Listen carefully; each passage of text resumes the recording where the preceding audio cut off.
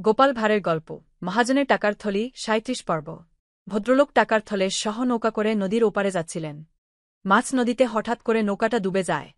তীরে গোপাল ও তার বন্ধুবান্ধবরা দাঁড়িয়েছিল, তারা অনেক কষ্টে ভদ্রলোককে তীরে টেনে তুলতে সমর্থ হয়, নাহলে স্রোতের টানে তাকে অক্কা পেতে হত।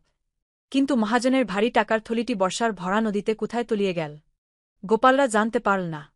ডানায় তোলার কিছু পর ভদ্রলোক জ্ঞান ফিরে পেয়ে গোপালদের গালাগাল করতে থাকেন।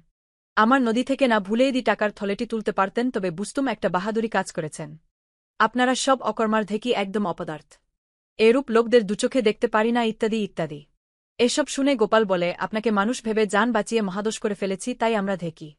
যদি আগে জানতাম আপনি অকৃতজ্ঞ জন্তু বিশেষ, যার কাছে জানের চেয়ে টাকার থলি বড়, তাহলে আপনার ওই মাংসের দিবিকে আমরা স্পর্শও করতাম না।